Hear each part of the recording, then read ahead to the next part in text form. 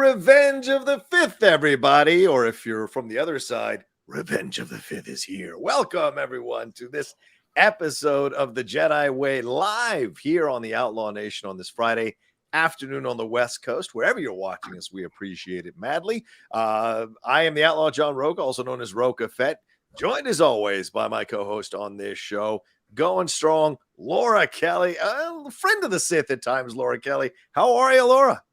Friend of the Sith, indeed. You know, I was going to come on here and say whatever. I guess it's afternoon for you guys. I'm like, it's 5 o'clock somewhere. It's actually 5 o'clock in like Denver right now. Yes. So it's 6 here in Central Time. And we have like our first 80-degree day of the year here in Chicago. And here I am spending it inside with you guys. So cheers. We appreciate it. And so does everyone who's watching us live right now. And joining us again has been a frequent guest over the last few weeks. And we're very excited to have him back. Recent San Diego transplantee, but also friend to both of us and someone who knows a lot about Star Wars, the great Kevin Smets. How are you, Kevin? I'm doing well. Yeah, you're getting the nice weather, Chicago. We've had like rain, it's nonstop. And one of the reasons we moved here was my wife misses living in Seattle, and downtown San Diego's kind of like it. And I've been giving her crap. I'm like, man, you bring in the Seattle weather too. But happy Revenge of the Fifth Day. This is one of the greatest Sith that ever lived. Ooh. The Prodigal Knight, that is Revan, but that's for another story. Always teasing. I respect it. We're going to jump into a lot of things here. We're going to talk some of Dave Filoni's comments about Ahsoka, and is this essentially the series going to be another season of Star Wars Rebels, kind of like what we had with Picard season 3, another season of Star Trek Next Generation? Is that the path they're walking? We're going to talk about some of the comments from Filoni on that. We'll talk about some of the runtimes, what we expect to see maybe in Ahsoka. We're also going to dive into Star Wars Visions Volume 2, which dropped yesterday on May the 4th. We're going to touch on Young Jedi Adventures. I don't know if we're going to spend a lot of time on Young Jedi, but certainly we're going to talk about it a little bit. What? I had a deep dive. I have like 3 hours of info for you. Okay. 3 hours, which is almost the entire run of the show in terms of that Young Jedi Adventure show. Insanely long for what it is. We're also going to dive into some news here from Return of the Jedi coming back on its 40th anniversary. Kevin Smets has got some comments on it and some other miscellaneous Star Wars news as well. And for me personally, I'll be doing an unboxing live on the show of some stuff that I got from Heroes and Villains and from BioWorld, which is an extension, or they're the overall umbrella company of Heroes and Villains. Some great Star Wars stuff. If you haven't visited them, they were having a fantastic sale going on right now that goes through the end of today. So just give you a little heads up about that. But we also have our Streamlabs and Superchats open because we are live. I'm going to pin it in the chat in just a second, but you see it there on the screen right above Laura and I's head there in the middle. It's also in the description of this video. So if you want to send in your questions, thoughts, and comments through Superchat or Streamlabs, make sure you do that now. We'll read them on the show. Ms. Laura Kelly, where are we going first? I want to talk about Dave Filoni's upcoming interview with Empire Magazine. Now, right now, we only have like a little bit of a tease from this article because the actual magazine itself is going to be like a 20-page spread of all Star Wars stuff with a bunch of Star Wars stars. And that's going to hit newsstands, I believe, on May 11th. So it's coming out soon. But right now, we have this little tease about Dave Filoni's movie. And I want to get your guys' insight on it because what he's basically talking about is that this film he's working on is going to be, he talks about how he wants like the theatrical experience has to be this big idea, a monumental moment in the time period that changes what's happening. And he references what Tony Gilroy has been doing in Andor and what he did in Star Wars Rebels and how that all kind of leads up to Luke blowing up the Death Star. That's the monumental moment that they're leading up to there. Right. So he says you're looking for those moments that define an era, and that's what the films should really be about. So what sort of monumental moment could we possibly be talking about in this era of Star Wars where the New Republic is sort of still in its infancy, but it's been around for like, I don't know, 5-ish years. And we're in between, obviously we know the destruction of it is a couple years ahead, but what's happening in this in-between era that could potentially be categorized as monumental? I'll throw it to you first, John. There's a lot here, right? If they're going after Thrawn and they're going after Ezra, and you've got Sabine and you've got now Bo-Katan, depending on where they set the time in terms of Mandalore and the Siege of Mandalore, it seems like we're headed towards something pretty big and cataclysmic that's going to alter the landscape of the Star Wars galaxy, yet somehow fit into what we've already gotten in this around this timeline to kind of savor and enjoy. So my mind's kind of up in the air because Thrawn is such a massive villain. Where is the end point for Thrawn? What is the big thing that is leading up to it? Because it seems like he's going to be the Thanos or Kang or overall villain for this particular section, and we're leading to that main theatrical feature being something to do with Thrawn and the Emperor, I would imagine, and Vader at some point. What are your thoughts, Kevin? Yeah, I was just trying to go through in my head like the big moments, right? Theatrically, like you know, the young boy is found in Phantom Menace. Attack of the Clones is the beginning of the Clone Wars. Revenge of the Sith is the start of the Empire. The Death Star blows up. Empire, the I Am Your Father. Spoiler alert if anyone's not seen it. Return of the Jedi, the end-ish of the Empire, right? Force Awakens, the Force Awakens, right? Starkiller Base. The Last Jedi, Luke dies. Then the Rise of Skywalker. Everybody takes everybody down, right? So what would be that big moment? Well, obviously, if Thrawn's not in the sequel trilogy, I mean, they could bring him to an end or at least set up a series of movies if they want to continue doing it, where he's like the big bad. But I think it's going to have to do, there's going to be some big thing where all the Mandos are going to have to team up with the New Republic, or that's probably why the Rangers of the Republic early on, they're going to establish a lot of that. So you have the Rangers of the Republic teaming up with the Mandalorians, and the friend of my frenemy, or friend of my enemy is my friend, or the enemy of my enemy is my friend. You just have this epic freaking, I am all the Jedi moment, and it will be Mandalorian Din saving his girl Bo-Katan and saying, "I am all the Mandalorians," dying in a blaze of glory, leaving Grogu to go off and do the Rey movie several years later. And those are spoilers, pal. Those aren't predictions; they're spoilers, to quote Paul Heyman. You had me at going to save his girl, and then you lost me at people dying. I know what I'm doing. Some of that I want, some of it I don't. Now, Kevin, I know that you're a Legends guy. I'm not a Legends girly. John, I don't know how much you were into like the era of the Empire stuff. I mean, are you guys, either of you, sort of thinking any of that is going to come into play? Any of that storytelling is going to come into play in this storyline with Thrawn? Yeah, that would be cool. Question. I mean, I forget the name of those creatures, but that would be really cool to see on screen. The creatures Yuzon Vong? No, the Yuzon Vong. Okay. That would be crazy too. But Thrawn always had these Isli Amari. Don't kill me, folks. I forget the name of it. And they were creatures that were, when they were around him, the Force nobody could use the Force around him. So it made him like impenetrable to Jedi. And that was like a really cool thing. And then of course, going with like the clones and the Horus Seaboth and all of that. So I could see them taking little pieces of that, because they're already seeing hints of it, like with the attempting of cloning in The Mandalorian. So I'm sure someone in the chat will probably throw together what those names of the creatures are. So I think that they're going to take little pieces of it. They've been doing that throughout. They've been, taking little pieces from Legends. Like, I like to think that K2SO from Rogue One is a kind of an homage to HK-47, which was also kind of a snarky assassin droid in KOTOR. I would think that they would. I would love for them to do that. There's such a wealth. Remember when Kathleen Kennedy said, like, "Oh, we're not like comics where we don't have a wealth of things to pull from for the movies." But like, yeah, you do. You have a huge library of it, both canon and non-canon. Sure. I mean, like, they brought like Tantus from that era into the Bad Batch. I mean, John, do you have any desire for them to sort of bring any of this into canon, any of that Heir to the Empire sort of trilogy, or do you want this to all sort of be new? No, I would like some of the new stuff, because obviously so much has happened that has been around that time, that we now, looking back on those books so far away, so much has changed around what was happening. Some stuff isn't canon, some stuff is canon, and they've been real selective about what they bring into the mainstream canon now for this version, right? Just because we're having this Thrawn character going to be part of Ahsoka does not mean that everything Thrawn has done in the Thrawn books from Zahn now all of a sudden become canon. It's a matter of what they're picking and choosing.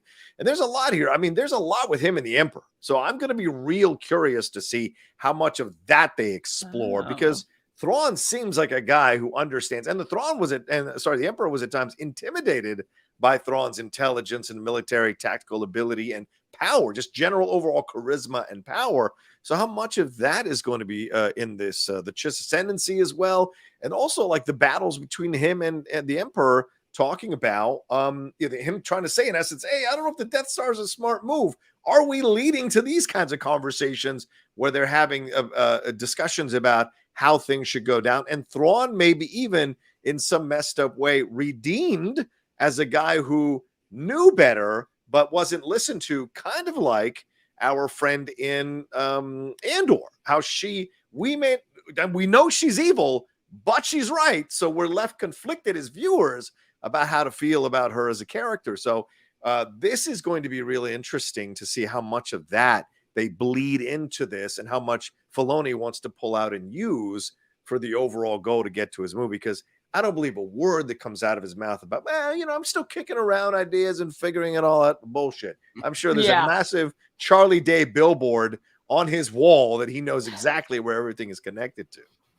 No, I think that's a really good point. And there was a rumor a while back. I wanted to bring this up because I don't know if it's going to actually come to fruition or not. But there was something about, it wasn't like an alternate timeline, but there was like a rumor that we were going to end up in sort of a new part of space, not the unknown regions, not the outer rim, something even sort of beyond all of that we haven't explored yet. And if they're going to be pulling things like that, I mean, is that going to push us into alternate timeline territory, bringing things like the world between worlds into Star Wars? I'll be very curious to see, but I think I'm a lot more intrigued by that idea and this sort of bringing something new like that into Star Wars that we haven't before than bringing in any of the Legends stuff. But that's just, I'm biased because I'm not a Legends person. Two words, Mara Jade. Watch him pull a Filoni flex and throw him. I have that word muted on Twitter because I just don't want to hear it. I don't want to. But if you want to talk about it, this is your platform to do so, Kevin. So fire away if you're. No. I was already in your good graces with the whole boat, like shipping Bo-Katan and Din. I don't want to get on your bad graces. I'm just saying. Yeah. The fans would go nuts. I think that's one character that would be interesting. I mean, I don't know about being able to wedge her in as a love interest for Luke at this point, but. I don't know. Maybe they retcon it and something gnarly happens, which also makes him go to Octu, and it's because he's dealing with a broken heart. He lost his Jedi temple, and then Mara Jade breaks up with him. That's kind of a lot to put on yourself. You know what I mean? Poor guy. She was the first Legends character to make the jump, so I mean, it's certainly not out of We're going to get into possibility. We're getting into Sam Witwer's comments in a little bit, but let's not drove too deep into the whole Luke and everything. What happened to Luke? But there's so much here because I mean, what about Mount Tantus was introduced? So are we going to have him being based out of that? And we've already seen the clone technology introduced through Moff Gideon, which is a brand new character. A new mythology was constructed around him. So how much of Moff Gideon's stuff was borrowed from Thrawn stuff and they can't repeat those story beats with Thrawn? So how much of the cloning stuff is this version of Thrawn going to have exposure to as opposed to the version of Thrawn in the books? That's another part of this that I think a little bit like Mara Jade. I really am kind of done with cloning and clones and anything clone related. I'm kind of really done here with cloning. So the Rex and them, that's different. It's a different situation. But like the cloning stuff, if we go back to that, I think I'm going to bang my head into the theater wall. Like, I don't want to see that if that's what the end result of this is going to be. And I think they have sort of beaten that. Yeah. I was just going to say, they have sort of beaten that horse to death, haven't they? Yeah, and I think they queued it up enough to now know it's not such a surprise when you get to episode 9 and there's Snoke in tubes and cloning. Yeah. Like, oh, well, if you're watching everything like in order what you're supposed to, you'd be like, oh, well, that's what they were up to. Like, and you have just enough. I don't know if you necessarily need to do that anymore. I kind of agree with you guys. What were you saying, Laura? Oh, no, I was just saying, like, I think, the pipeline that we've sort of had from the Clone Wars to Bad Batch to the cloning that we sort of saw in The Mandalorian, I think they've hit, I think, every note that they can on it to make it interesting. Not to mention, like, where we end up in The Rise of Skywalker and all of those reveals that we got there. So, personally, I don't need any more cloning stuff, but John, you did make one mention of like this sort of idea of a Thrawn redemption, which is an idea that I absolutely love because I love any villain getting redeemed and I love any redemption story, especially where the redeemed person gets to actually live. They don't just get redeemed and then die, which is Star Wars' way. So I'm kind of hoping if we're going to go that way, maybe we can let Thrawn breathe a little bit after he is Oh, potentially redeemed.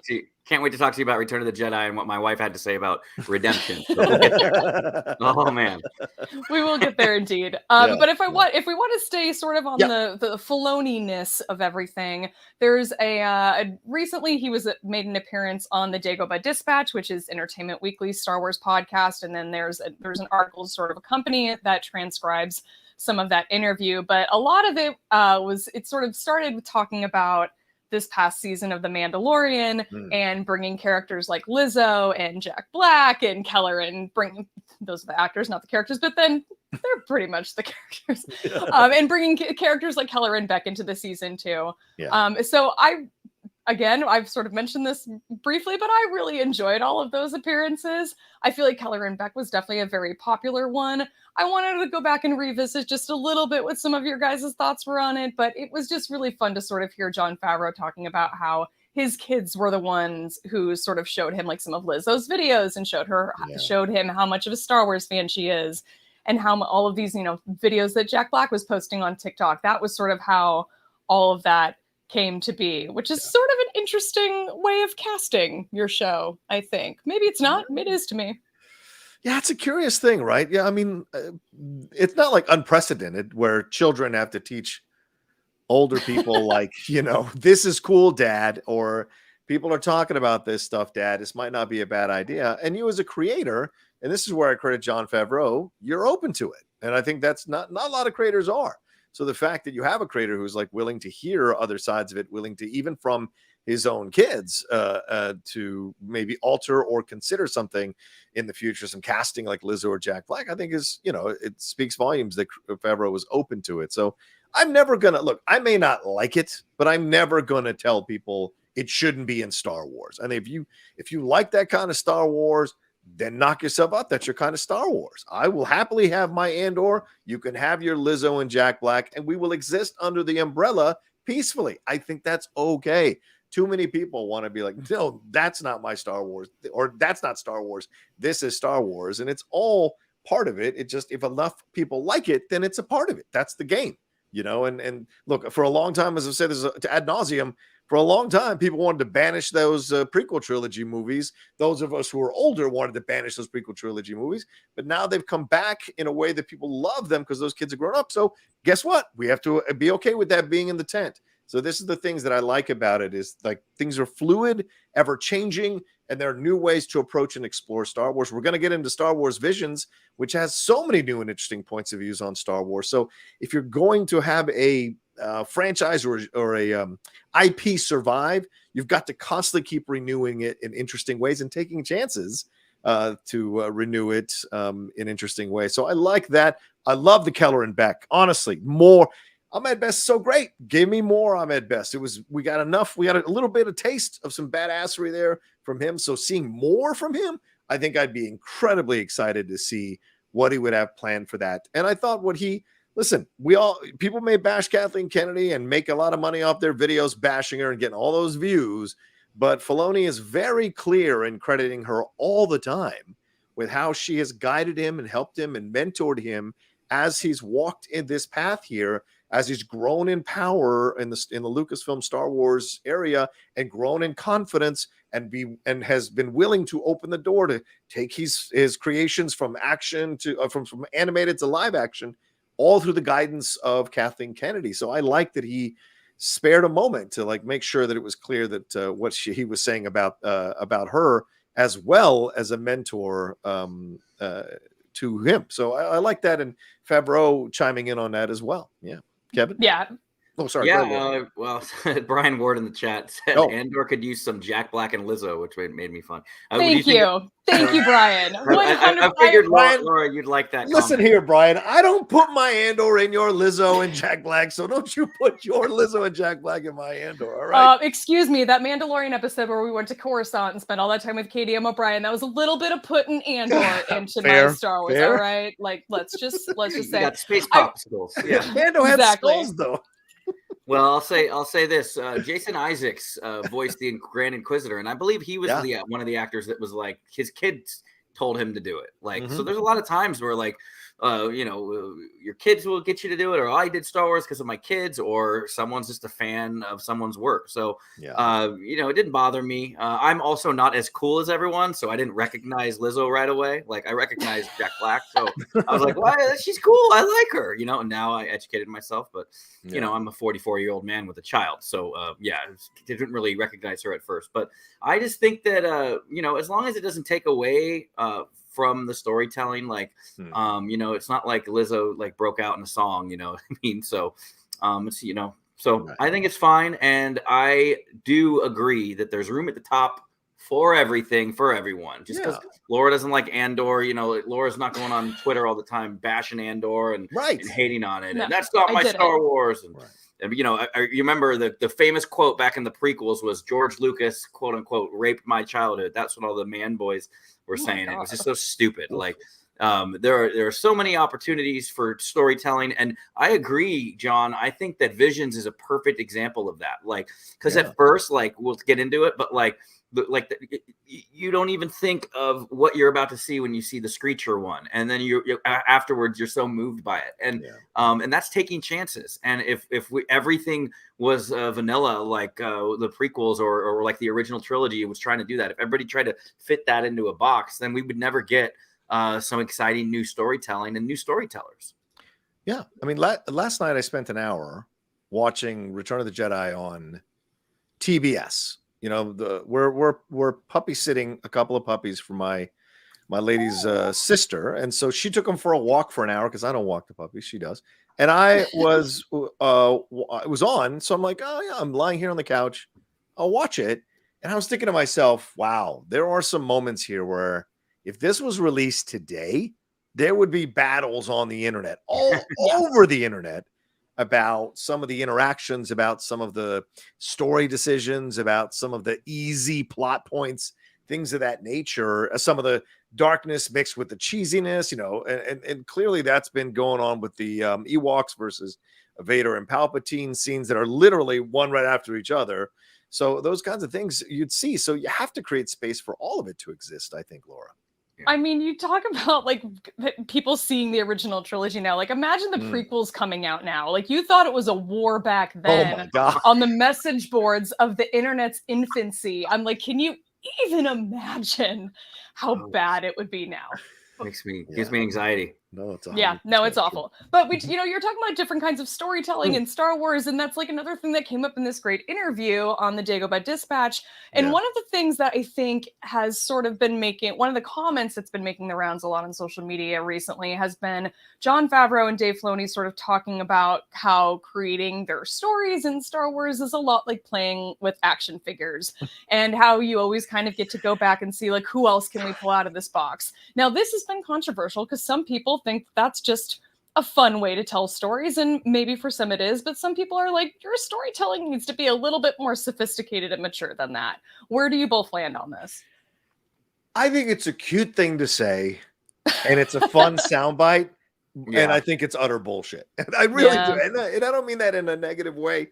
I totally respect Filoni and Favreau, but those guys are veterans. They know how to play the media. They know how to play to their fan base and to the fans of Star Wars. And certainly everyone has had that universal experience of playing with their figures, whether it be on Jedi Survivor, if you're a 10-year-old person right now, or the actual figures playing with them in the dirt of your backyard. You know, if you were lucky to have a house growing up. That's how Boba Fett escaped out of the Sarlacc pit. For me, it was in the dirt pit in my backyard. That's right. That's what I'm saying. We've all had this. So for them to say that is a way of bringing everything back to a universal experience overall. So it's nice. It makes people feel warm and fuzzy. But you know what? I don't have a board or Kathleen Kennedy or other writers over my shoulder when I'm having my little fights between my characters on the sandlot in my backyard. Okay. Could you imagine if you did? I'm sorry, John. Can you actually? We're gonna need to move out that character and get more Grogu in there. I'm gonna need a younger Rey. I don't need a 60-year-old Rey here. Oh, son of a! So you know, I mean, I can just imagine that situation. So you know, so to me, I think it's a very sweet thing for him to say. But there's much more thought and effort and writing and levels and complexity that are brought into these stories beyond what you can do at 10 years old in your sandpit in the backyard. But yeah, it's a sweet thing to say is what I would say. Kevin? Yeah, I see a Far Side art now of Filoni and everybody playing in a sandbox with other action figures. I could just see that art now. I think it's just a great quote. I think he's just relating to the people. And, I don't think they necessarily, cut to, in reality, they actually have a box of play. They're like, who do we do here? Just drag out. Oh, we got IG-88. All right, let's do IG-11 instead. Like, that would be funny. But I don't think it's like that. I think it's a fun quote. I think, it's a quotable quote. And we're talking about it here. What do you think, Lord? Do you believe him? I don't know. I hope you're both right. I like to think that you're both right, but I'm not to plug something else I'm going to be doing, but I am going to be talking more about Bo-Katan and Din Djarin and their relationship on an upcoming guest appearance soon. And while I was taking notes, preparing for that, it occurred to me that Jon Favreau, being pretty much the solo writer of this season of The Mandalorian, we've got Dave Filoni that was brought into that a little bit too. And then I was hearing this line being brought back of them playing with action figures. I couldn't help but think it would be nice if we also brought in some of the people who played with Barbies growing up. Bring some of those people into the room where it wasn't just action figures. Fair enough. That would be my preference. But that's sort of a different story. Just a thought that occurred to me while I was sort of preparing for that. I think that's absolutely fair, especially if you're going to start focusing, as Kathleen Kennedy said, on more female-centric stories being told. You better have more people who've been playing with Barbies or women in the room to have these kinds of conversations, so you can give more nuanced and layered characters and understand their impulses a bit more. I get it. Everyone's like, Filoni created Ahsoka, so he's going to, take care of Ahsoka. I get that. But nothing wrong with letting people in the room who might have different points of views and perspectives that can educate you on a character like that and give more nuance to a character like that, for sure. And we're going to talk about in Star Wars Visions Volume 2, almost every story is essentially a female lead story. So that's an interesting aspect of this as well that I think is important. So Laura makes an excellent point too, for sure. As long as they don't do it exactly as Laura says, where they use the world between worlds and then Barbie and Ken show up and then they're teaming up with Anakin and Ahsoka. Now I don't know about that. Wow. Color me unopposed. I don't know. I think we got some great fan fiction coming out now with Barbie, Barbie. Would Ken be Empire? It's coming. Would this be Lost Stars with Ken working for the Empire instead of Barbie? I don't know. He's Thrawn now. It's Ken is Thrawn, guaranteed. Canon. Hi, Love Ken. It. Ken Thrawn. How are you? Good to meet you. John, interesting. Kaiser's in here. Kaiser says, next season, I hope Cad Bane's dead, isn't he? And the boys to pay Plaisir 15 a visit, take Captain Bombardier out back, shake him down for all of his Imperial credits. Yeah, I could see that. There was actually a quote that's funny. But there is actually a quote that someone said that was kind of giving them an out. Or it was a quote from a data bank, or someone in the chat will know what I'm talking about. It's the tip of my tongue. But basically, they said this is the spear that stopped Cad Bane. It didn't say kill Cad Bane. So, I saw that. I saw something about that too. Really? I don't remember who it was, but there was some implication somewhere that Cad Bane may not be dead. Look, if Reba survives, Cad Bane survives, dude. That's all I'm saying. Yeah. I mean, true. I mean, we've seen people get sliced in half and survive. I just want Qui-Gon's ghost to come back and be like, wait, that's a thing now? You could survive being stabbed? Like, why didn't anyone tell me? I think how it should have ended. I made a joke about that. Now we're going to have Thrawn dressed as Ken with spider legs in Filoni's movie. That's the action figure I'm pitching. Yeah. I like this idea too. I mean, have you guys seen this picture? Oh, I guess I can't show it now. Never mind. There's a picture of Bombardier at the Academy, and I can't show the picture yet. But I guess let me see if I can do this real quick. But I thought it was hilarious, and maybe this is who they shook down when he was first at the Academy, and then later on he's now over in that planet doing the things that he's doing, so he can get out of the situation that he's in. But I'm going to bring it up real quick and see if I can get it up on screen. Yeah, here we go. This is fan art or something? Yeah, this is some fan art of a young Captain Bombardier when he was in the Empire. And it makes you wonder and question, should this guy... I mean, look at that. That's very good. That's some very good fan art, ladies and gentlemen. I mean, look at that. Oh, my God. Perfect. Smash. Thanks, Kaiser. You had us. That's all Kaiser's fault there, but I love it. That's all right. Oh, perfection. Yeah. Okay, one other thing I wanted to cover about this interview with Entertainment Weekly, they did bring up Skeleton Crew. And, we've talked a little bit about Kathleen Kennedy, but in this interview, Jon Favreau talks a lot about how having Kathleen Kennedy running Lucasfilm now, when you brought John Watts and Chris Ford in to start working on Skeleton Crew, they wanted the show to feel Amblinesque. And when you're speaking right to the person that was there and knows the 11 herbs and spices that go into it, how advantageous that can be in trying to bring that sort of Amblin-ness into a Star Wars series. Yeah. Are you guys excited about that sort of that vibe coming into Star Wars as we talk about different genres and whatnot in Star Wars storytelling? Or is this something that's not appealing to you now that we've sort of seen what Star Wars and children's Star Wars shows are doing lately? It's a great. What do you got, Kevin? What do you think about that? That's not my Star Wars. No. Look, I watched my daughter a children's show about Star Wars, and the whole time I'm thinking, are those lightsabers like lethal as these kids are trying to fight this other kid? So they're, watching a Star Wars kids show. I'm down for an Amblin style show. I'm down for a gritty. I've said it. I want an Apocalypse Now with the de-aged Hayden and Ewan. Apocalypse Now, dark, gritty Clone Wars movie. That would be live action. It would be amazing. So I want every genre. So you're asking the wrong guy, because I'm a select all, highlight all. Yes, all of the above. Wow. That's how I did all my tests in college, and I didn't really fare well. But I don't know if we'll get a Apocalypse Now Star Wars. I think that would be real tough. Imagine that. Yeah, maybe in book form, but I don't think we'd ever see it. A rogue Jedi or a rogue droid that is like malfunctioning, and they have to go track him down in the jungles. Yeah, right. That could be real interesting. Well, I mean, look, if you're going to go with kids television, you're going to start with kids a kids series, then it makes sense to mine the mind of Kathleen Kennedy. Why wouldn't you? She's so successful through Amblin with was it Frank Marshall? They were both there at the same time with Spielberg, creating incredible stuff that has endured for decades, so much so that we're still getting a new Indiana Jones movie in 2023. All right, so I think you want to see what her points of views are, what her knowledge is, and what her approach to kids series are, and see. And I think there's nothing wrong with that.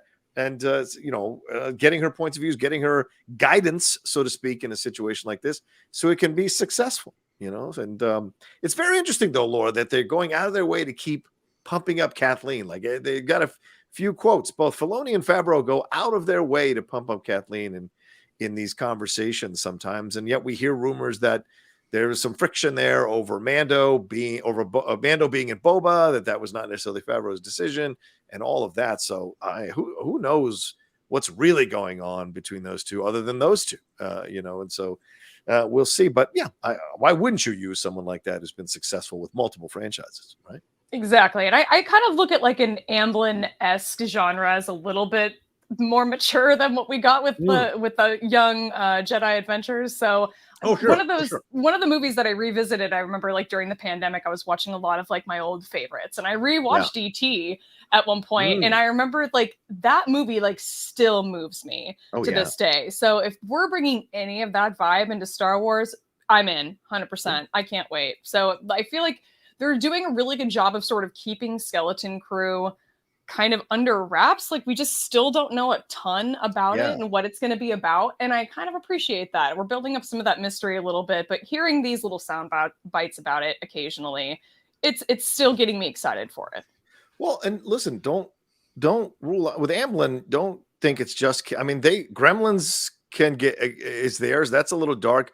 Goonies has some dark aspects to it as well. Young Sherlock Holmes has some dark aspects to it as well. So you've got some experiences with darker elements through Amblin that still maintains the young adult approach, but is not afraid of showing some hints of the dark stuff of life. So I wouldn't be surprised. And I think if you cast Jude Law, he's not just going to be swashbuckling the whole time. He's going to have to confront some stuff and deal with some stuff that the young adults are going to have to navigate in this show as well. Yeah. That makes sense. Yeah, I mean the gremlin that gets fried in the microwave still haunts me to this day. So and the guy who dies in the chimney. Oh right, right. So yeah, Amblin's for me. I hear the word Amblin, I'm like excited. So yeah, fair point. Fair enough. All right. Well, let's take a quick break, Laura, because we're past the half-hour mark, and we're and you do this for the podcast, and then we'll jump into some more topics here. And ladies and gentlemen, please remember the Streamlabs and Super Chats are open. We got 65 of you hanging out with us right now, which we appreciate madly. Please make sure you subscribe to the channel down below and hit that bell button as well. And if you're watching later, hit a like and leave a comment about the stuff we're talking about for sure. But we'll be right back right after this. All right, Ms. Kelly, where are we going next? You tell me, John. Do you want to do some unboxing, or should we jump into Star Wars Visions, or do we do some unboxing in the middle of Star Wars Visions? What are you feeling? You know what? Let me do, because I got 2 boxes, so let me do one box right now, and I'll do the smaller box so we can get to Star Wars Visions, because I want to talk about it really badly. But this is the first box. It is from Heroes and Villains, pretty cool company that I've had some exposure to when I was at Collider. And being a part of some of the Star Wars shows there. They sent me 3 things and a bunch of pins. The first thing they sent, let's take a look at this. It's pretty good stuff they've got here. This is the way, a little Boba Fett shirt with the Creed, I think in white there, if you guys can see it. The Creed is there in white that you can read there, right? On there, I shall walk the way of the Mandalore, and the Creed shall be. All right, so it's a little wrinkled, but it's a damn great shirt. A good color there as well. Also, let's take a look at this. We got a nice little hat here from them. Let's see what's on this. Oh, nice. It's a little red Boba Fett. Oh, the Mandalorian hat there, or a Mandalorian hat there, which is pretty cool with a snapback. That's so nice of you to send that to me, Rocha. After the yes, show. Yes, absolutely. I'll give you my address. I'm in San Diego, so we can drop it. I'll meet you halfway. I'll meet you halfway at some place and get it for you. And they sent a nice little card here from I think that's Carrie or Katie. I don't know. It says, John, happy May 4th. We're so excited to get you some of our Star Wars merchandise. Looking forward to seeing you in Heroes and Villains merchandise. Absolutely. So thank you very much for the nice card. And then they sent this massive, what I think is a jacket to, because I haven't opened this, obviously. But yeah, a pretty awesome Mandalorian jacket or Boba Fett jacket that's got the stripes here on the side and also this kick-ass design on the back. Wow. So all right. Pretty cool stuff here from Heroes and Villains. I haven't tried it out yet. It's an extra large. I hope it fits at my age. And it's kind of cool seeing the skull now and knowing like that we've seen it in the flesh. Like even when everybody during the Force Awakens was freaking out above Maz Kanata's, you could see like the banner hanging, and it just that symbol already meant a lot to us as a kid. But now like knowing that like they fleshed it out literally, and it just means so much more. Like every time I see that logo now, I think of a lot of the great moments in The Mandalorian. Yeah, absolutely. It's crazy to me how when I saw Return of the Jedi, and ever since then, Boba Fett was such a joke to me, and it it just never mattered. I never gave it much thought. I never cared. And then the Book of Boba Fett came out and changed so much of how I felt about Boba Fett. And now, you're right, Kevin. Like seeing the Mythosaur in the flesh in The Mandalorian season 3, I'm like, how it ups the ante in such a great way. So all of that stuff is fantastic. I love it. And I like that green color of that T-shirt too. That's a good. Yeah, it's olive green. Yeah. So you'll send the T-shirt to Laura and the hat to me. Got it. Oh, absolutely. Yes. I'm keeping the damn jacket once I put into it. And it's got the Mandalorian writing on the side there as well, which I think is pretty cool. So heroesandvillains.com. Go and check them out. They've got incredible stuff. They got a sale going on right now for Star Wars days, I will say. And so go and take a look at them right now. But I will open some more stuff from BioWorld, which is also Star Wars, here in just a little bit on the show. All right, let's go to the next thing here, Laura. What do we got? We got Star Wars Visions Volume 2 on May the 4th. It was our little Star Wars Day present, and what a present it was. Before we dive into maybe talk about some of our favorites, what we liked about this season and how it was different, I would love to just get sort of a general overview from each of you of what, maybe like a brief sentence of what you thought of season 1 and what your thoughts are so far of season 2, if you've seen it all. Yeah, Kevin, you want to say something? Yeah, I only saw the duel in season 1, so now I'm really excited to dive into everything else. So I can't speak too much about that. I'm able to see the first half of season 2. Yeah. absolutely blown away. And you know, we can get into specifics of it too, but like I just gotta say, like, if any, like, I fell in love with so many of these characters that I wonder if any of them will make the jump to live action, a la Captain Carter from What If, right? It's not, there's been precedent for it. And there are some that, like, the episode or the movie or whatever you want to call them, like, it ends and it feels like, oh, that's like a pitch for a movie or a show, because I want to see what happens next. So and you know, from the episodes I've seen, the Sith got their helmet game on point. Like, every Sith had like a cool helmet and design, like just and again, when we get into some specifics, I'm sure we'll get into it. But yeah, overall, I loved it. I mean, even the Aardman one was fun. You know what I mean? Like, everybody was talking about that. I thought that was going to go in and be my favorite, because Chicken Run is one of my favorite movies of all time. Yes, that movie's so underrated. Yes. It is so good. I love it. And so, but the other ones were so good. It just kind of was like, oh, that wasn't my favorite. But yeah, I'm so excited to watch the second half. And I know that this is probably better than last season, so I'll prepare myself. But still, like, I think I was one of the ones early on where like, oh, like 2D anime. I don't want to see a 2D, like, even though I love the Clone Wars 2D stuff, but I was like, I don't know if that's going to lend itself black and white animation to Star Wars. But like, some of the styles of these, you know, one of them like reminded me of the Take On Me music video. But like, and then they make the sabers look freaking hard and hurtful and dangerous in these every animation style. I was like impressive of how they were able to capture like the energy of the lightsabers. So yeah, A+ from me across the board. Yeah, I mean, I watched these yesterday in one sitting, 2.5 hours, just really enjoying the animation and the styles and the approach and the different cultures, from like Spain to Chile to India to all these different, France to Japan, all these different cultures, Korea, South Korea, all these different approaches. It was incredible. And I would say the first season had some high highs and some low lows. So it wasn't as consistent as I was hoping, even though all of them seemed to be visually amazing, except for the rocker kid one. I just can't. But this season, I really did not like that one. But this season was consistently great. Like, at no point in any of these was I bored. Was I looking at my watch? Was I scrolling on Twitter? I was just caught up in the interpretation, the approach, and then looking up the voiceover actors after it was done and seeing if I had seen them in anything.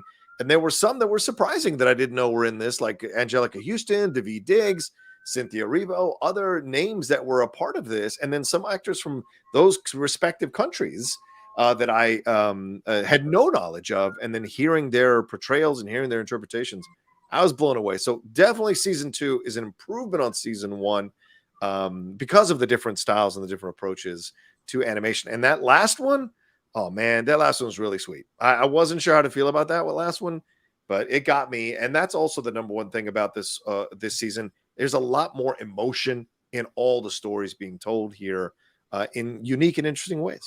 Yeah. The consistency is there for me too with this season. I mean, you talked about how, like, you know, some of the ones in volume 1 maybe were a little hit or miss. Some are definitely aimed at a younger audience than others. But I was kind of in the same boat where, like, this, when I was watching these, there was a lot more consistency, a lot more like holding my attention in this season. So they're all about, I think, the same length as volume 1. Our shorts in volume 2 are 11 to 18 minutes each. I think it seemed like there were a lot of, and maybe I'm just not remembering volume 1 as clearly, but I feel like there was a lot more storytelling and like the age of the rebellion and the age of the empire in this season, which is really interesting. It's just that's obviously a very familiar era for all of us. So I think that maybe made this season a little bit easier to connect. Oh, good point. For some of us. But a lot, hitting a lot of those notes of like the dangers of colonialism and warnings about the damage that we inflict on our planet and those consequences. Those were common themes that we saw a lot in this season. And it was really, I thought it was really great. It was very consistent is kind of the perfect word, I think. Kevin, I'm really excited for you to actually go back and watch all of volume 1. You talk about some of those episodes, that you want to see, like, make that jump to like a full-length feature or to like a live action story. There are some like really amazing story foundations laid down in volume 1 too. So I'll be excited to hear your thoughts when you circle back to some of those. Nice. I did have a question. I'm what, like some of it looked like stop motion. Like, I mean, Aardman, we know, right? Yeah, right. But in the stars, I was blown away. But then now I don't know because CGI is so good. Are we sometimes looking at CGI that's emulating stop motion, or was like in the stars, was that full stop motion? Because it, like, some of it was so clear. I'm like, is that like on a little mini set, or is that CGI? You know, but that one got me. That was really good.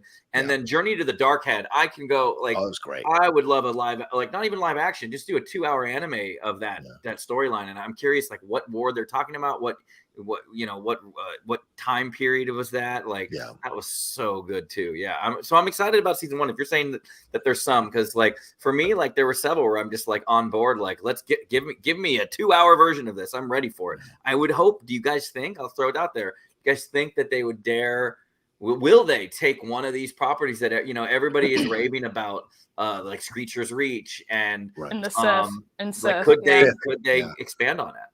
Well, they did with Ronin. They gave us a book for volume 1, which I unfortunately didn't read, but I would read a book on any of these stories, to be totally honest. There was also a rumor after volume 1 where one of the directors was working on a longer version of their story. And unfortunately, I don't remember which one it was. I do remember loving The Ninth Jedi was one of the stories in volume 1 that I absolutely loved. And I felt like that one in particular really felt like it laid the groundwork to like continue that story going forward. So I'm 100% on board. But talking about some of these animation styles, I mean, there were some of these where like I felt like I was looking at almost photoreal characters and like in just design features. It was so fascinating to see all of these different animation and design styles pulled into the Star Wars storytelling universe. It was fantastic.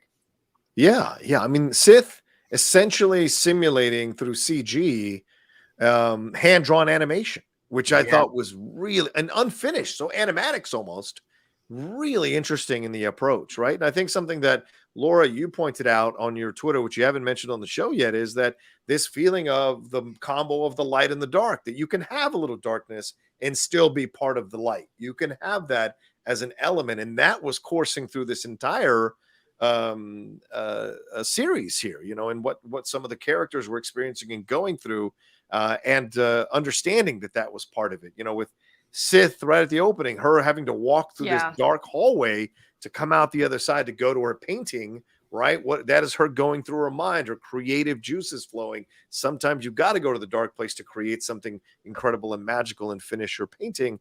And then her having the battle with all those, her Sith master, her former master there, all of that, how that went down was really incredible. A cute little droid as well being a part of this thing that I thought was fantastic. Yeah, that was cool. Right? Yeah. And then was so cute. Right. And then the Screecher's Reach, to have it end the way it ends, and you're like, wow. And then you can understand that, right? Because essentially that's how some of these terrorist organizations recruit, not to get too deep or serious, but they recruit you at young ages because you're frustrated about the life you're living. You're frustrated about the economic situation that you're in. They offer you a path to possibly have more status, more power, more control of your life, which is an illusion, obviously, but you don't know that. So possibly taking that darker path because it's a way out of this situation that you're in, I think speaks volumes as well. That I thought was a great part of that. In the Stars for me is the one that hits me culturally, because my parents are South American, and the idea of colonization in that continent is so a part of our culture growing up. So seeing that here and seeing the images and how she draws them, and their mom fought, and one being afraid to use their power because they're afraid to die or afraid to confront this kind of stuff, seeing how they can find their voice, seeing how they can find their strength if they come together and let go of the fear, because the fear has been imposed by the regime that is trying to make sure you never use your power, because if you do, you can overcome them. So if they fool you into thinking that using your power will lead to your death, you'll never use it. So then they've subjugated you. So there's so much that this is just the first 3. There's so much in all of these. And the pit speaks a lot. There's a lot going on in the pit as well, which I thought was fantastic. So just across the board. Oh, and we should definitely mention the Bandits of Golak, which is, I think, 88 Pictures is the first Indian animation studio. So to have them create something so beautiful in that story of the brother and sister, and have a Clone Wars vibe to it at the end there, I thought was magical. And that battle between who you find out is the Jedi and the Sith Lord was so cool. So just so much of it was so fun to see that. Yeah. I should mention too, Andreas Cabrera tweeted that you should watch the version of Sith. The same voice actors did the Spanish version as the English version, and that would be Ursula Corbero and Luis. I think I might have misspelled it on my phone, typo, because I have Cuis, but I think it's Luis Rezar. But yeah, so that's really cool too that they were able to do like both versions of it. Yeah, and I'm looking forward to seeing the second half of these. Yeah, the line in Sith that stood out to me, and there were a couple of them, but that I'm no Sith anymore, and how that sort of rhymes with like the I'm no Jedi that we get from Ahsoka.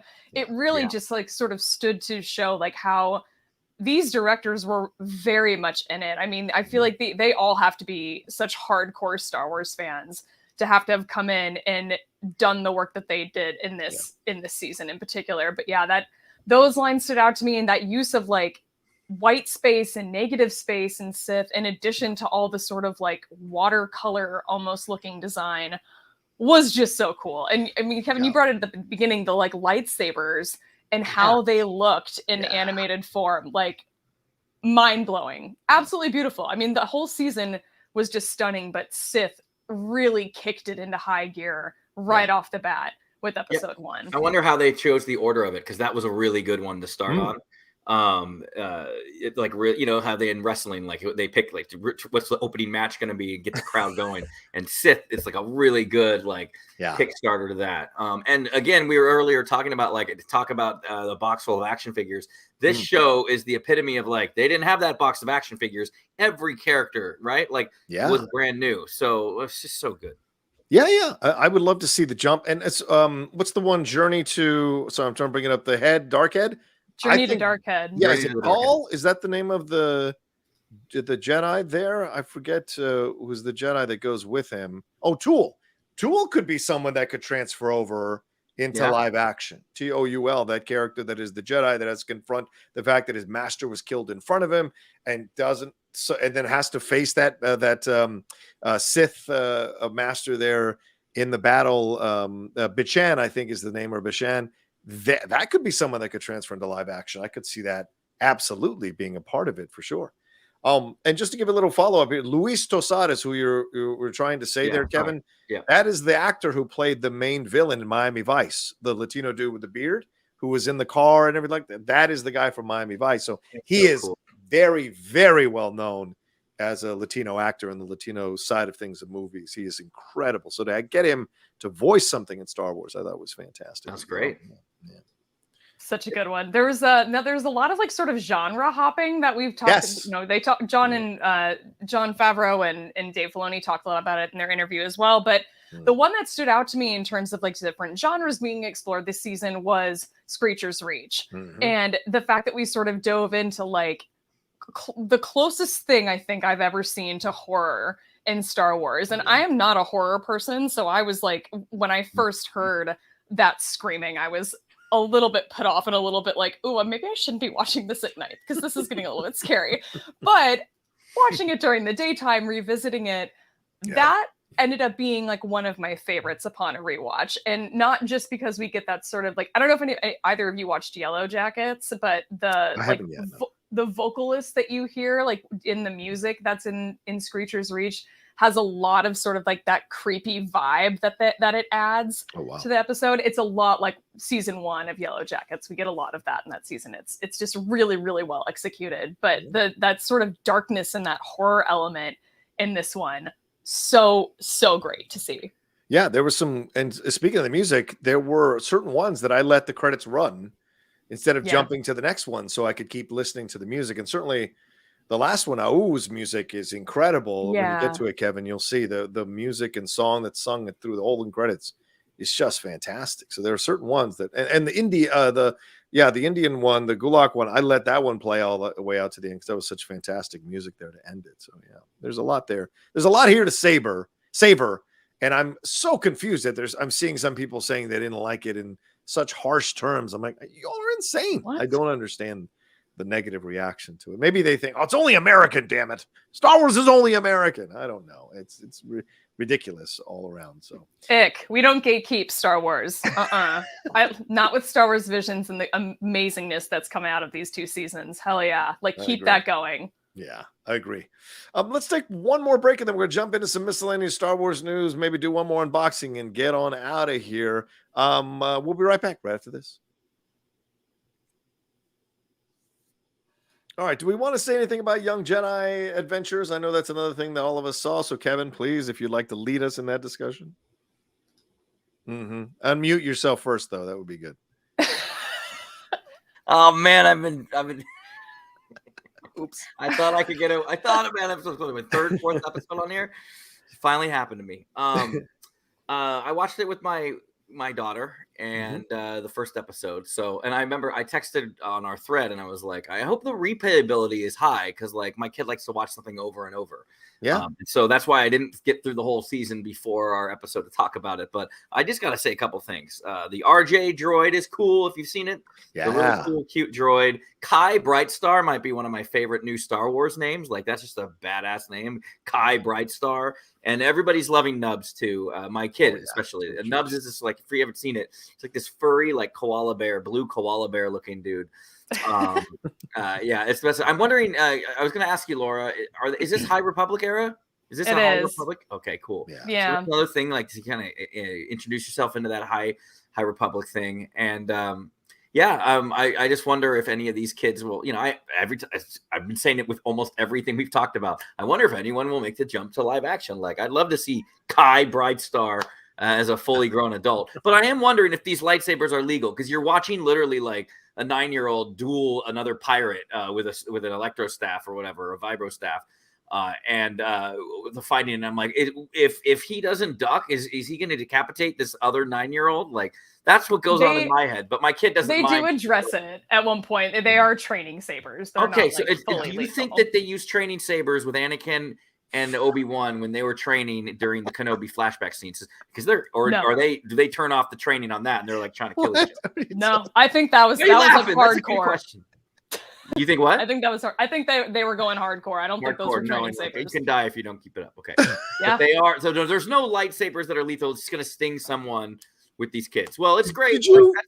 Did you ask this question when that little floating orb thing was shooting the blasters at Luke's face? Did you have an issue with that? Those are little like stun things. But like, I don't know. Anakin's like, you are beating and slapping him down. It's like, dude, what if Obi-Wan slips and you just decapitated your master? So whoopsies. Yeah, but Young Jedi Adventures, like, it's fun. I think that it's cool for adults too. Like, I don't know, Rocha, if you'll deep dive on it, but as a kid, it's nice because man, dude, it's either that or Peppa Pig and all these other things she's been watching over and over. And so to have something new and like I could kind of get into it a little bit is fine with me. Keep them coming. Oh no, I watched four half-hour episodes. So I watched 4 of them before I finally rang the bell and was like, I gotta get out of here. But I enjoyed the animation. I thought if I was 10 years old, this would absolutely speak my language for Star Wars. This is smart because the kids that find this will fall in love with Star Wars through these characters. They're interesting characters. They're fun. They're very well voiced. The journeys they go on are the journeys that they go on to learn things, and understand. And I like that one episode where they're both going to get these pedals to make sure, was it Nubs or Ubs, whatever his name is? Nubs was sick. To get sick, to get the tea. They have to learn how to work together and use their flaws as positives and figure out how to be a good team together to overcome that monster there and get the stuff back. So there are great lessons being told here, and you're seeing some fantastic voiceover work from all the people involved. And they seem to be a little bit older. So in terms of how they're handling the lightsaber and all this kind of stuff, but it works. And I kind of like that. So yeah, I would definitely recommend this to my kids. Yeah. The Get Well Nubs episode got a couple of legit laughs out of me. Oh, cool. Nassim Pedrad voices their Master Zia, and she is the comedic timing does come into play a little bit in that episode. Also, like, Nubs is just adorable on the surface. Just like, but went on his normal day, most adorable thing I've ever seen. Sick Nubs. Oh, I can't wait. It's so over the top how cute it is. Yeah. I just can't wait. D. Bradley Baker voices Nubs in this series, and it's just fantastic. Master Zia, though, Nassim Pedrad's character, really interesting. I mean, she's supposed to be like these kids, like Jedi Master. She is never with these kids. No. She is constantly sending them on missions while she's just doing other stuff. I don't know if she's taken a lover in secret or like oh my god if she's like an alcoholic or something. I don't know. She is like constantly she's at the track betting on pod races. She's making these kids somebody else's problem in every episode, and it is so funny. They're constantly unsupervised. I think we're just catching them in between lessons. I think we're just catching... No way. There's something deeper going on here, and we need to find out. We're gonna find out. Ryan Johnson's gonna direct a movie about it. It's gonna be fantastic. But the way I wrote my kid into liking Star Wars is I was like, I knew what I was doing. I found a video on YouTube where it was like all the Grogu scenes from Mandalorian seasons 1 to 2, like just together, super cut. I'm like, watch this, and like by the end of it, I mean, it's easy. She just calls her Yoda, like Yoda. So like Yoda being on it too helps because he's like right there. Like it's just perfect. Yeah. You know, it's like that first taste of Star Wars, and now later the drug dealer will come back to the elementary school saying, "All right, now it's time to get a real fix. You're gonna start watching the TV shows and stuff." So my daughter is slowly becoming into the Star Wars world, and I love it. Yeah. So that's perfect. My sister's like 32, and I also have to do the Grogu scenes with her. So they don't age out of that. So. Yeah, like JMB said, Laura thinks she's getting booty calls and leaving her kids. I don't There's something going on. I'm telling you. Whenever Yoda's not around. All right. Exactly. Hey, maybe they call it the High Republic for a reason because they're all getting kids. Oh boy. There you go. There's something there.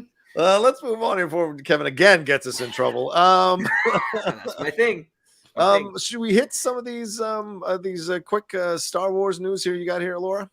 Sure. Let's talk a little bit about unfortunately about the writer's strike. I don't want to bring it too much into the conversation, but the second season of Andor, Tony Gilroy says that he finished writing the scripts right before the writer's strike began.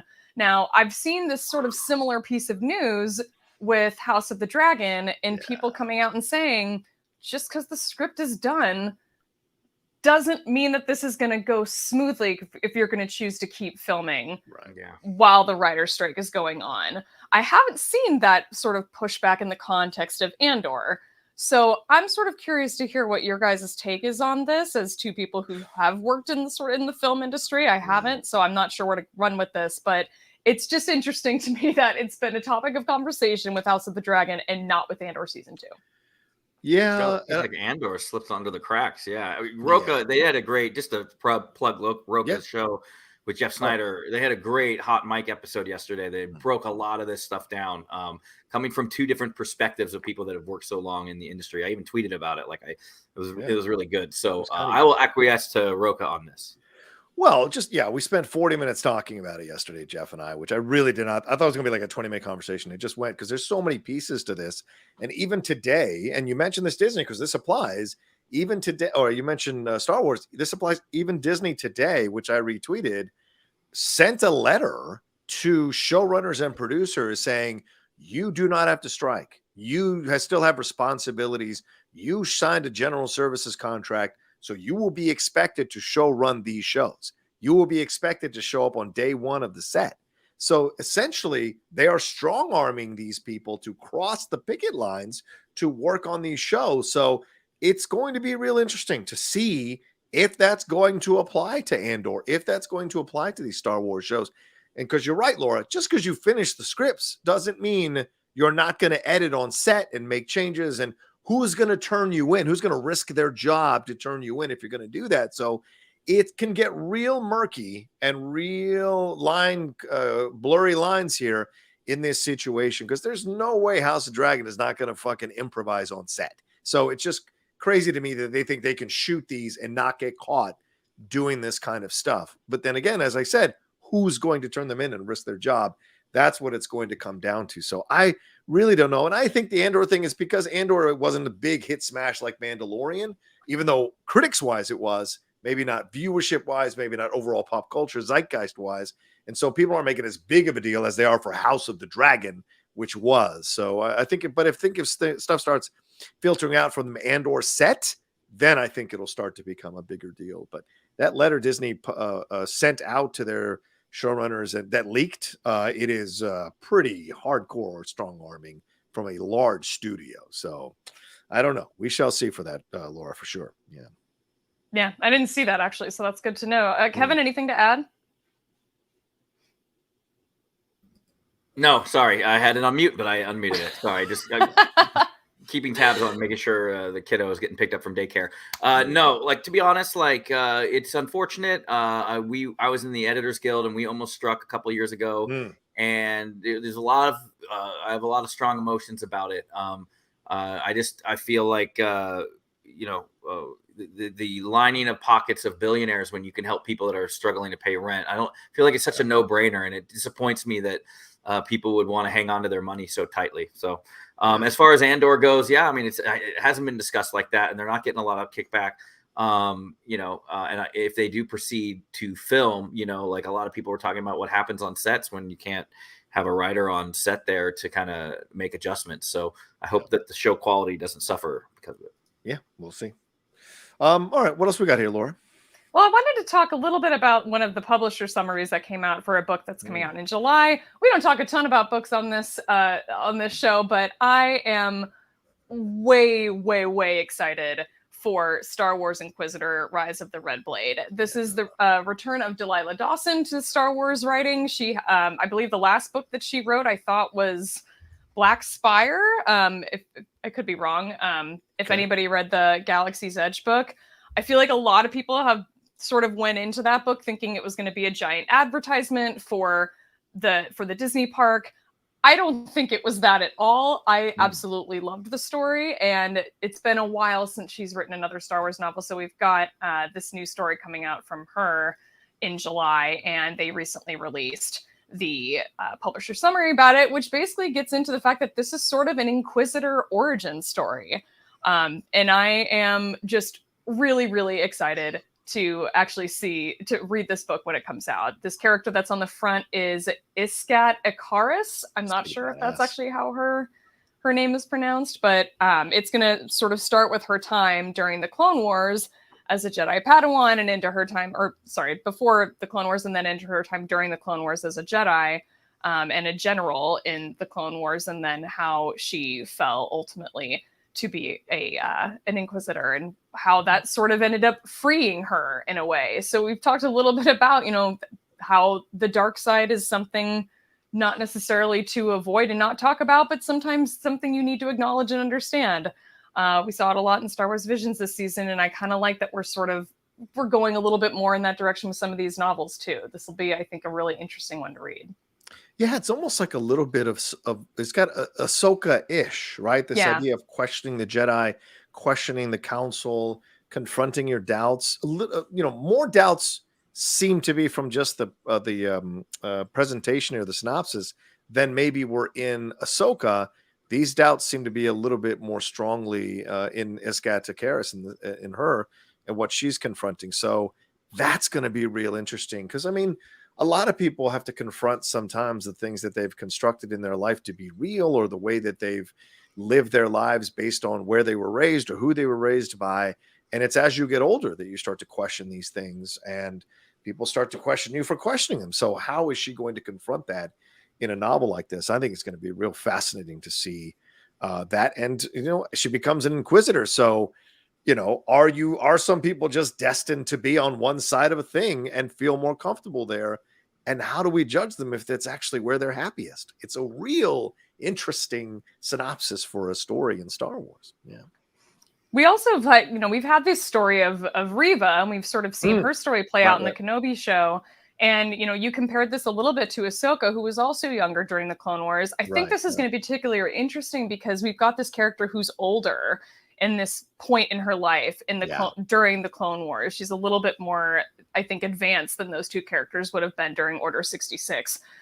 So this is going to be a really interesting perspective, I think. And I do remember, I thought I read something online from one of the editors at Del Rey saying that, you know, Reva was a sort of, we wouldn't have done this story. Nobody would have been interested in telling a story like this if we hadn't had Reva in the Kenobi show and sort of seen how her story played out, and it sort of, you know, sparked the imagination of some of these writers. So I'm particularly excited. Kevin, I know that, are you much of a reader of some of the Star Wars novels? Is this your jam at all? I used to read a lot. I used to read a lot of the novels. And then like I listen to them when I can, like with the audiobooks. So yeah, this one I really want to read. I still haven't read it. Dark Disciple is the one I want to read with love that book. Good. And I love Lost Stars. Lost Stars, I was like, if they were ever ballsy to do a movie like Lost Stars is great. But yeah, so the Inquisitors, like it took a while for me to warm up to them because I was just like, like it's during Rebels and stuff like that. Because I think it was just I was impatient. I'm like, no, Vader should be doing this. Now we're saying that he had just a bunch of Inquisitors. Like growing up, I thought that Vader, you know, but Vader did help hunt down and destroy the Jedi Knights. So as long as she doesn't use the lightsaber as a helicopter, I'm all on board. TBD. I love the design of those saber designs. Like I actually really love the Inquisitor design. But at first I didn't like it when they were like, oh, you can just press a button and do it. You know, like, you know who didn't need to press a button? Obi-Wan Kenobi when he twirled it in the famous Phantom Menace trailer. The first time you saw that, you were blown away. You don't need to press a button to turn it around. Even Grievous was doing it himself with his little contraptions. You don't need a button. And then you're flying around. Get out of here. In my day, we didn't press a button. In my day, we didn't press a button. We used our wrists. But yeah, I'm actually looking forward to it, especially because it is just an interesting new take on how someone would go dark and not just so simple like, oh, I'm going to turn to the dark side. Yeah. Exactly. And I think it's a nice balance that Star Wars Publishing has sort of struck here because, you know, we get things like the High Republic where you kind of can't just jump in anywhere. A new High Republic book comes out. You got some background work you're going to have to do in order to sort of make sure that you're catching up in the right place and starting in the right place. It's nice when we get, you know, it feels like there's been so much emphasis on the High Republic, but the fact that we still get these sort of standalone novels occasionally where you can just jump in. You don't need a lot of the background. I'm sure you don't even have to have watched the Clone Wars in order to sort of get the full experience out of this book. But yeah, Delilah Dawson also wrote the Phasma novel, which was absolutely fantastic. Right. Black Spire was sort of almost kind of a sequel to that novel. It picked up with one of the main characters from the Phasma novel as well. So yeah, again, real excited for her return and excited for, you know, a new sort of format or a new sort of storytelling coming to Star Wars Publishing soon. Well, before we wrap up, Kevin, you've got a story here from your family life. Let's get into the story, and we've got a big announcement coming after Kevin drops this story here about him and his wife going to see Return of the Jedi. So stick around for this big announcement, y'all. Go ahead. It's just a cautionary tale of don't show your wife episode 3 and then selections from the Kenobi show of Order 66 where Anakin's slaughtering everybody, and then immediately go to the theater and watch Return of the Jedi, because she knew about A New Hope and Empire. Right, she had seen those. But we were waiting on Return of the Jedi, but she loved the Kenobi show, right? That's actually what got her into Star Wars. Is why it's near and dear to my heart now, even though some people don't like it. It was over the summer. We were in Hawaii and started watching it. We waited until after Hawaii to watch. I couldn't, like, I was like, oh, we watched like one episode on the iPad and stuff. But long story short, to give her a refresher course, right? And so I show her Order 66 from episode 3, which she had already seen, and then I show her, you know, all the Anakin and Reva, like stabbing Reva, and they show shots of him doing, you know, just killing, mowing people down. So then in Return of the Jedi, you know, it's like the most powerful moment to me. I'm still like teary-eyed, like, tell your sister she was right, and he dies, and she's fine with all of that until he shows up as a ghost, and she's like, wait a second. You mean to tell me that he gets to be this young, good-looking ghost too? Like Obi-Wan lived this life. Obi-Wan lost his master in front of him, lost his apprentice in front of him, lost the love of his life in front of him, and got murdered, or murdered right in front of him from Maul in the Clone Wars. Right. And then, you know, sacrifices himself, and then he has to live the rest of his life as an old Alec Guinness. No offense, he's a good-looking dude, but old Alec Guinness and Yoda too. He could have been young, spry Yoda from Young Jedi Adventures, and then Anakin's just Hayden Christensen. Young, looking good, like, hey, yeah, good. And she was like, she made a good point. She was like, it's like, oh, well, that wasn't. It's kind of a line from Kenobi too, like you didn't kill Anakin Skywalker, or I did, right? Yeah. And he's basically like, so then in the end, he's like, okay, tell your sister I was right. That wasn't me. That was just somebody else. And then he gets to be a Force good-looking ghost. So now all the other ghosts are like, look at that young good-looking ghost. So, but it was funny to me, like it just fell like only because though, again, fresh eyes, she just saw that same actor swinging and slaughtering kids, and not to get this episode demonetized or anything like that, but that's like a one of those school, what I'm talking about, all of a sudden at the end of his days, and I guess that does happen in prison. Before they get executed, they say they find Jesus and stuff like that. But it made me think, I wonder if Anakin just never showed up as a ghost in the end, or if that sacrifice would have been even more, if he's like, all right, he sacrificed, he saved his son out of love, which is so powerful, and now he doesn't become a Force ghost, right? I'm not trying to retcon it, Return of the Jedi. I love that he comes back as a Force ghost. Yeah. But it's funny, I was like expecting her to love Return of the Jedi because she loved Kenobi, she loved the character of Anakin, and in the end, she wanted Anakin to die, and she was happy that she understood the fact that like Ahsoka couldn't do it, Kenobi couldn't do it through fighting. Only his son, out of love is the one where he throws the saber back. And I know we'll probably have to get into Sam Whitmore's comments on next week's episode, but I was just like looking back like, well, what do you think? And she was like, that's just, why does he get to be a ghost? And it is pretty interesting. But yeah, so don't watch Order 66. Maybe because 60 or 50 years go by. That's why the Force ghosts let him into the club again, because they forgot how gnarly it is to go into a room and kill a room full of 11-year-olds and 10-year-olds. But yeah, that's it. Fair point. Well said. I rest my case. But she did like the overall movie. But she definitely was kind of thrown off how Anakin got the okay pass, because it was someone else, it wasn't me. The gaps in her Star Wars knowledge is so fascinating, what she's seen and what she hasn't. Like I also loved the Kenobi show, so I know we're in the minority, her and I, but yeah, that's really funny. Yeah, I dig that. You should show her the originals to make her feel better. She's seen the original. She has. Okay, she has seen. She's seen the originals, except Return of the Jedi, and then we went back and we watched after Kenobi. We went back and watched the prequels, which we liked.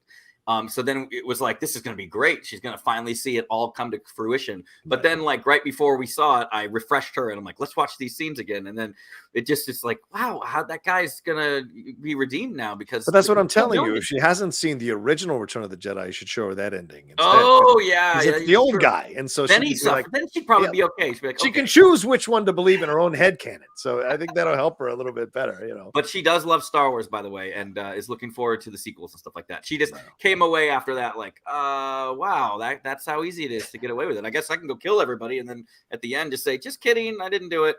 Well, yeah, you can still be your young hot self when you get to Force. As long as you commit your murders when you're young.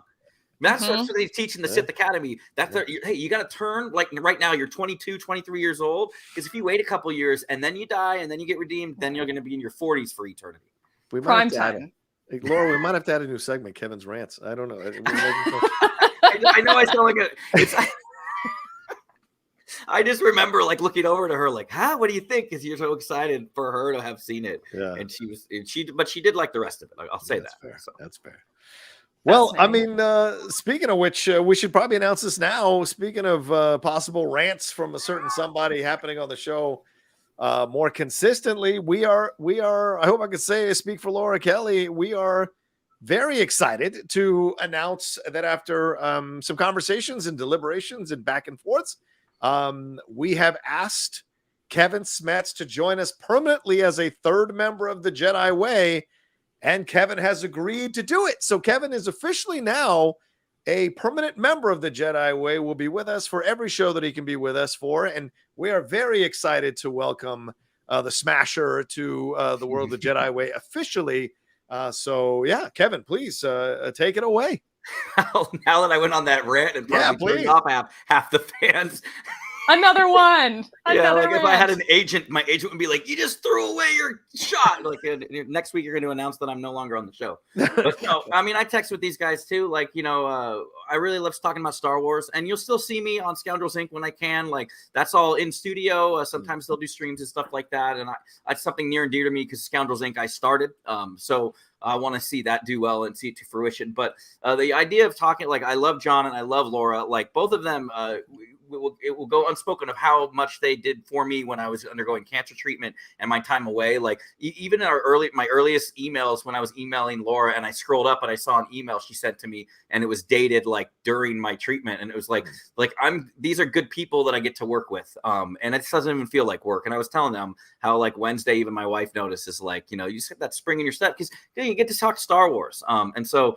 I'm really excited. Like I love the fans here, and I love that we come from a place of love here. And of course, they're going to rant and complain that you can be a child murderer and be a hot guy for the rest of your eternity. But I'll have some hot takes and ridiculous takes. But I'm just really glad that they let me in on their game, because they've been doing it at such a high level for so long that like the worry is when you come in as a new party of like, man, I hope I don't bring the show down. And so I just hope that for the fans, like you've enjoyed me on here, and I'll do my best to talk Star Wars, share my love for Star Wars, and really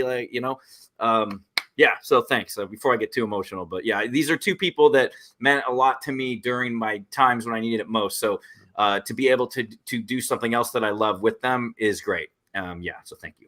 It's very kind. Kevin, Laura, do you want to say anything? Oh, I'm so excited. I'm like, you could never bring this show down. My God.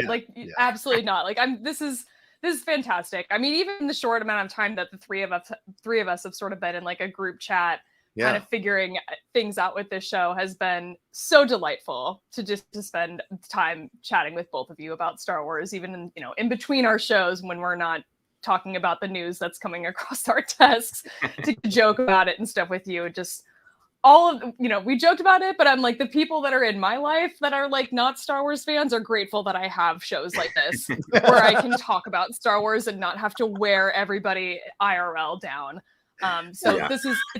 It's a great privilege to have Kevin. We're excited. Yeah, agreed. Ditto. Every time Lindley asks a question about Star Wars, she goes, oh no, why did I even ask? Just talk about it on Wednesday. So I hear you, Laura, 100%, because it's not her bag, but she, so that's so it's great. And I'm very excited because putting together teams of people on this channel has been a source of pride, finding the right people, the right combination, the right chemistry. And I knew immediately from the first episode when Kevin was on and he was gracious to come on as a guest that it was a nice extra bit of new chemical to add to this. And I've really enjoyed doing the show with Laura. Now the three of us will have another element here to give us some more excitement on the show and different points of views and perspectives that I think are fun. So it's a great thing. And I see already in the chat how much people are excited to have Kevin coming aboard permanently. So it's our blessing to have you coming on, brother man, to permanently to be a part of the show. So, and if Brian Ward is still watching, guess what email is coming next for you, brother? I'm gonna need a new video and new graphics, just letting you know.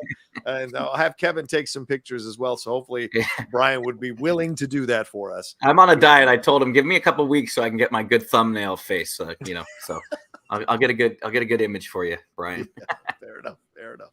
All right. Well, we're close to the end. I don't know if I could. Well, you know what? I'll do the unboxing real quick. All right, real quick, and then we'll wrap up because no, actually we've got some Streamlabs. Sorry, let's do those first. I am Two Fly Cam says hello all. Love the show. My question is if we do see Luke in the Ahsoka show, what are the chances they are more than friends? If you know what I mean. Thanks. Oh my God.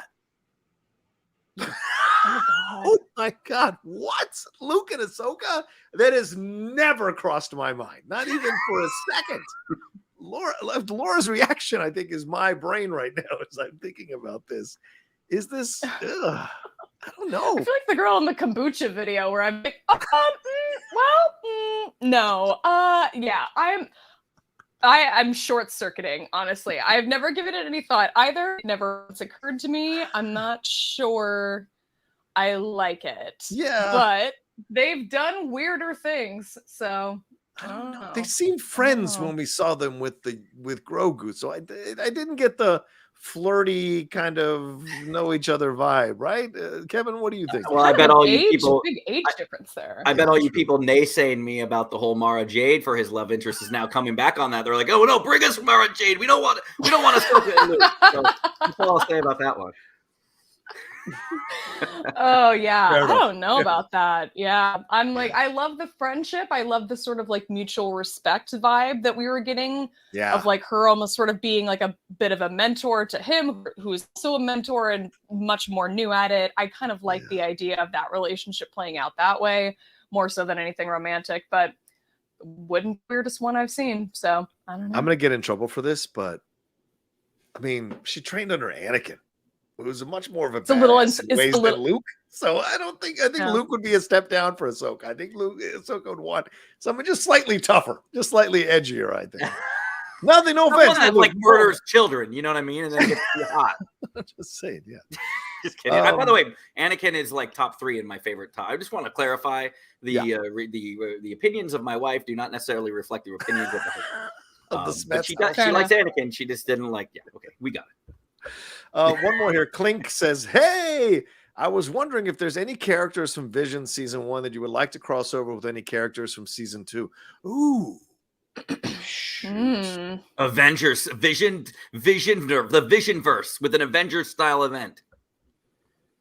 I already talked about the 9th Jedi, but you could definitely bring in like some of these like Sith-like characters into the 9th Jedi. Like we've got even like that young girl, the Irish girl doll. You could bring her into that story. You could have had like a younger version of Lola from Sith. She could appear in something like the 9th Jedi. I don't know. That's also the most memorable one for me. I don't remember a ton about the rest of them. So of one, it's been a while since I've revisited it, but that's where I stand. I think I'm gonna stick with Laura on that one. I don't remember too much other than the duel in the 9th Jedi. I would have to rewatch season 1 again, which I probably will this weekend, to be honest with you, because I enjoyed 2 so much as a comparison, and maybe I'll have a better answer for next time we do the show. For sure. I want the mother from the Ardman short to cameo in the sequel to Screecher one. Right. So I want the mother to go down to that cave and see what happens. I was so excited to hear Daisy Haggard's voice as the villainous mom in that one. I love Daisy from Breeders, that show on Hulu, and Back to Life. She's a fantastic British actress. And she was on Episodes. If anyone ever saw Episodes, she was on that as well as the comedic executive. But so it was great to hear her voice doing a voice on Star Wars. All right, I'm going to do this real quick. Maybe 2 minutes. Give me 2 minutes here. All right, this is from BioWorld. We're doing a quick unboxing. Look at that. We've got a Star Wars Darth Vader mug that I was sent here. This I might send Laura. I don't know. Laura seems like she might be the slippers type or flip-flops type, maybe. They're in Chicago. I don't know. These might work for you. Pretty interesting stuff here. Why do they call them slippers if they prevent you from slipping? Look at this. This is interesting, right? And if you take the stuff out, it's Baby Yoda, Baby Grogu slippers that they have. Oh, she wants those. Commando slippers. Yeah. So this is available again. BioWorld.com. They are I think they're the overall owners of Heroes and Villains. So you can go to Heroes and Villains or BioWorld.com to see the different merchandise that they have. They have a cool little this is my good side a cup there with Grogu as well that you can enjoy that they have. And, so cute. Anybody else need another water bottle, like a hole in the head? You open up your cabinet and they just fill out. Like, that's a lot. I got my Boba Fett coffee mug, which will be nice to kind of take a look at as well and use. And I don't know what this is. This seems like a mask. Oh, it's a purse. You'll get plenty of use out of that. Look at that, this little Baby Yoda. I guess my green screen's up, so trust me, it's green. Dude, why was I thinking like why? That's a weird handle. Right, it's weird, but it's a cool little purse or carrying bag. Says the Force is strong with this little one. So for your kids, maybe to give to your kids there. Oh my gosh, which is really cool. They gave me another coffee mug, which was a Stormtrooper. So pretty cool to have that you can get there. And I think this is the last thing. A cool little Mrs. Outlaw get pissed every time a new box comes because she's like, oh god, I gotta Lady Outlaw. Does she get like, oh man, more mugs all over the kitchen? Oh my god, yes, she absolutely does it. All right, so again, apparently you can't see it because it's got the green on the side again, but the front here is pretty cool. Boba Fett hat as well. So Yeah, so pretty cool stuff here that you can get. And this is a flex head, so I guess one size fits all. So I could wear it, but I got my headphones on. But yeah, pretty cool stuff that you get from BioWorld.com. Heroes and villains, some great Star Wars merchandise, phenomenal designs, and high quality stuff. Like, I think that's really important to understand.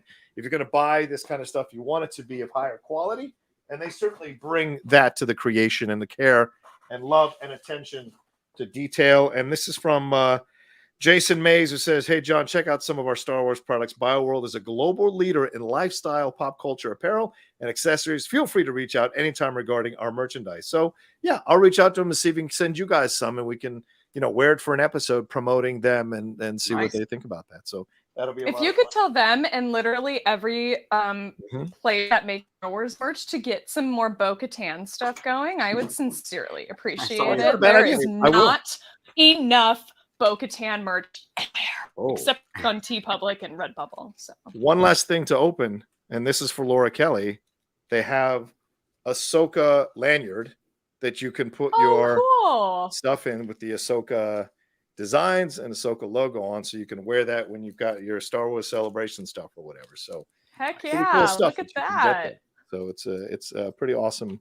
And you get the Ahsoka thing right front. So, yeah, pretty cool stuff. So, great designs. A lot of multiple stuff there going on BioWorld.com. So, go and check them out today. All right. That looks like a little bit long, the 2 minutes. I apologize. Let's get out of here. Thank you all so much for joining us for our special Revenge of the Fifth episode. You guys are so kind to join us. Please make sure you hit a like on this video and subscribe to the channel down below and hit that bell button so you see when we're dropping our Jedi Way episodes. Kevin, welcome aboard. Thanks so much for being on the show and for agreeing to come on permanently on the show. Please let people know where they can find you and your rants. Thanks so much for having me. I'm very honored. Yeah, you can find me at Kev Smets. You can find the other show I do at Scoundrels Inc. I was actually rare. I don't get to be on it as much anymore, but I was on it this week, and we talked about our favorite moments using the Force. Like, what's your favorite moment of ever using the Force? And it's not, the answer isn't Anakin floating a piece of peach over to Padme. We'll tell you that much. And then www.reventrilogy.com. We actually are making some big announcements. It's based on my Knights of the Old Republic. And that's my boy Revan right here. Nice. Some big things coming. Again, I always tease like, I'll say more about it later, but we did run long today. But I'll just say that we're doing a pretty bonkers, wild idea of a storyline, and I can get into that in future episodes. So yeah, reventrilogy.com if you want to watch all the other cool KOTOR stuff I got going on my YouTube. And thanks again for having me on the show. I cannot wait to annoy you guys with my crazy theories, because they're gonna happen. Same. I love it. Laura Kelly, another fun show. Please let people know where they can find you and everything going on as well. Sure. Yesterday, I did a little Schmodown reunion on the Demolantes YouTube channel, and we played a very silly trivia game. If you want to go check that out, that is that's on YouTube. And then next week, I'm going to be a guest on a friend's show talking about Bo-Katan and Din Djarin, Dinbo, my favorite ship of the moment. I have so many notes that I won't be able to talk about in the show, so they will inevitably turn up in my Twitter feed as rants. So if you think I'm done tweeting about Bo-Katan and Dinbo, you're absolutely wrong. There will be plenty more to come. So you can find me on Twitter at @shutup_Laura, and then you can find the show that I host with my friend Alice is at Force Toast Pod. She and I believe, are going to be talking about the High Republic Cataclysm this week. Oh, nice. Oh, cool. All right, for me, at the Rocha Says on Twitter, Instagram, and TikTok, the Outlaw Nation on Twitch. I already said subscribe to the channel. My other podcasts that I've got up, we just finished on the Cinephiles, our third episode on the Social Network. We finished the movie with Scott Mantz, breaking it all down. So if you don't listen to that or don't know anything about that podcast, we talk about one great film every week and break it on down. And so we had fun with that one. And of course, the Geek Buddies. We just dropped our new live show this morning. So you can watch that on this channel right now and enjoy yourself. And of course, there'll be more content coming up over the weekend as well. All right. You all take care of yourselves. Be well. Thanks for taking out time to hang out with us on this May 5th. And we will talk to you next time with a brand new episode of the Jedi Way. What do we have to tell them, Laura? Until then, remember, your focus determines your reality.